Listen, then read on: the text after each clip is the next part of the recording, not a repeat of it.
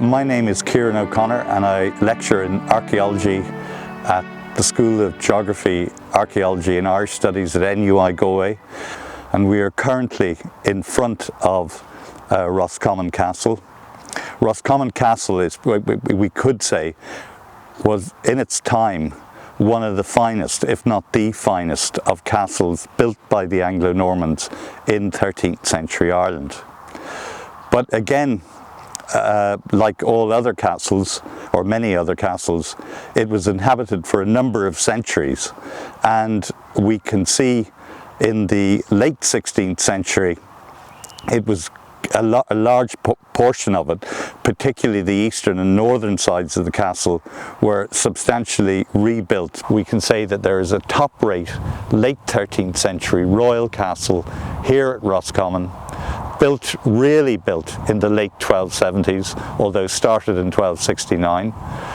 The raison d'etre for the castle is to basically keep Hugh O'Conor and the O'Conors under control, something that ultimately doesn't work, and by 1360 the O'Conors, the descendants of Hugh O'Conor if you like, have taken over the castle, and we have the O'Conors living here for 200 years.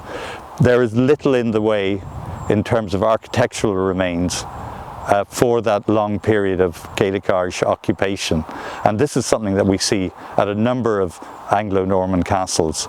For example, Ballintubber around here, Greencastle in Donegal, the Irish take it over, but they repair it, they use it, but they don't seem to carry out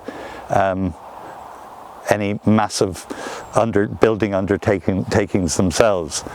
Now that, to me, when we look at the overall evidence, is not because they're not able to do that or they don't have the wealth and know-how.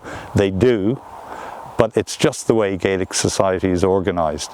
You know, things like partable inheritance, things like that goes against the Irish putting big money into large secular buildings. With the gradual English reconquest of Ireland, Roscommon Castle, the O'Conors are more or less told to leave Roscommon Castle in 1569. They surrender it to Sir Henry Sidney, and then in the late 1570s Roscommon is granted to Sir Nicholas Malby, a cavalry commander, administrator, new English conquistador, interesting man, ruthless man, and also he becomes governor of Connacht, and he turns the northern half of the inner ward into a really massive fortified house.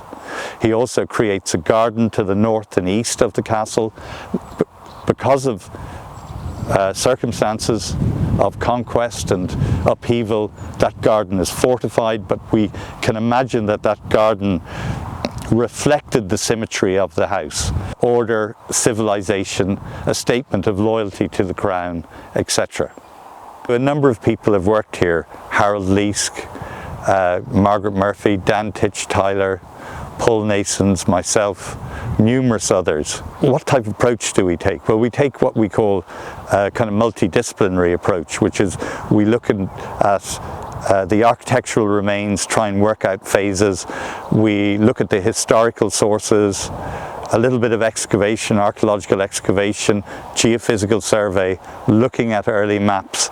You know, this is what we call a kind of interdisciplinary, multidisciplinary approach, and by doing that we come up with an idea how the castle functioned and how it developed over time.